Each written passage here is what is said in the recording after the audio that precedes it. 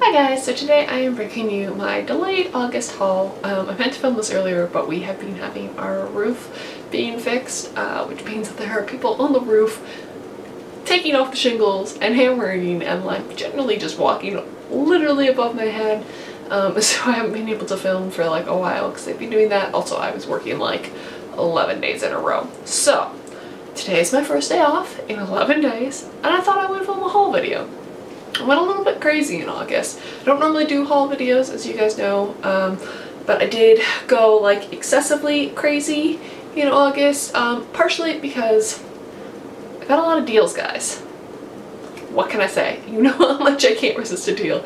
And like, I feel like almost every single bookshop that I shop from online had a deal, so I'm just gonna get started with it.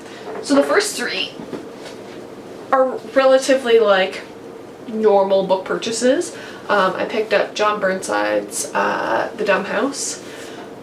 Thanks to Jen Campbell's recommendation. I picked this up. I actually purchased this on the last day of July, and I read it pretty much as soon as it got to me, and I absolutely loved it. In my August reviews, I do talk about this book. So yeah, that was great. The next two were like normal purchases. I got the Persephone Classics Harriet by Elizabeth Jenkins, which I've already read. I read that this month for a buddy read, and really great. Bought it purposely for the buddy read. The next one I got is Revolutionary Road by Richard Yates, which I also read last month, like in August, and have reviewed. I picked this up because when I was in Toronto, I saw a couple copies of Revolutionary Road at the used bookstore, and I was tempted to get it, but they were the movie tie-in editions, so I hard passed on that. So I'm not a big fan of movie tie-in editions. I'd rather have the Red Spine Vintage edition, so I picked that up.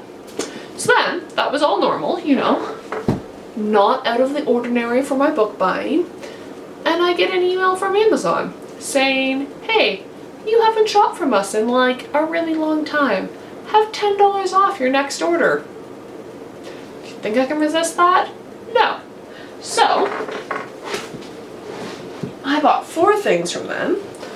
Mary Shelley's The Last Man, which is one of the first apocalyptic dystopian literature. I think she actually founded the genre. I did try and start this, but I was really tired, and it's very much romantic language, so I'm going to wait until I'm in a better frame of mind to read this. I do really want to read this. When I tried to pick it up the first time, it just wasn't quite what I was ready for. I also picked up Maria Edgeworth's Belinda, which I got on the recommendation of Veronica from Ron Lit. She did this in her If You Like Jane Austen video, so Amazon has these Oxford classics fairly cheap, so I picked up a couple of them. I also picked up Emile Zola's The Fortune of the Rougon. This is the first book in a 20-book series by Zola. I'm really looking forward to reading this. I really enjoyed Therese Raquin. So yeah, I'm going to be digging into this soon. And then I also picked up, sorry, the books are falling, Lois the Witch by Elizabeth Gaskell. This is a collection of short stories. I have read one of these stories, The Poor Clare. I read that because I have it as a Melville Publishing House edition. And yeah, I'm really looking forward to this. I think this is a collection of like gothic stories by her. Ironically, these are called the Red Classics, even though there is literally no red on them. I think it refers to more gothic. I did pick up another one, and I have bought a few more for my birthday. So yeah, this was the start of the addiction for these. Next up, Wordery emailed me that they were having 10% off.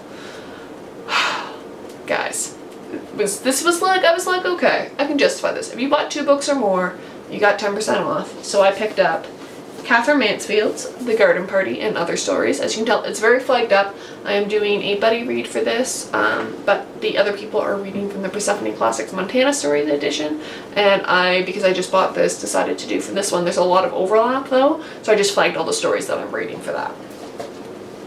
I also picked up a copy of, oh wait, I think I've mixed things up. I picked up a copy of Wilkie Collins' The Moonstone. I had this in with a different order. Because I really, really enjoyed The Woman in White, and I'm wanting to read more Wilkie Collins. Kind of a, you know, fairly easy buy. And then I also picked up Borges's The Book of Imaginary Beings. I didn't quite realize that this was just a bestiary, which is fine, but it's like literally just short entries. So I think this is one that I'll pick up and put down a lot. I do really want to read some Borges, but yeah, that is probably wasn't my best first buy, but it was really cheap in comparison to like all the other ones, and I was like, oh, The Book of Imaginary Beings, that appeals to me, and I just added it to my cart on a whim. Whoops. So now, I then got an email from Chapters, which is, for those of you who are not Canadian, basically the like Borders, Waterstones of Canada. It's really shitty, but every so often they do like 10% off. The reason I say it's really shitty is because they like 95% of the time don't have the editions that I want in stock. Even like Oxford World Classics are hard to get, and like Black Penguin editions, Penguin English Library are next to impossible. Cloth bounds I've ordered from them, but they generally come damaged. Like, it's just, I've had nightmare service from them. I do try and support them sometimes because they are Canadian, but there's only so much you can take, but they did have 10% off, so I did splurge and get some things.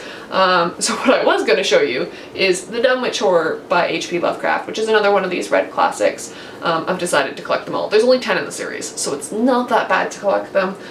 Once again, short stories. There is a bit of overlap with my Penguin Horror H.P. Lovecraft one. The Thing on the Doorstep is in both, but yes, I just couldn't resist. It was really cheap too. It was like less than what it was on all the other ones, like all the other booksellers, so I decided to pick it up.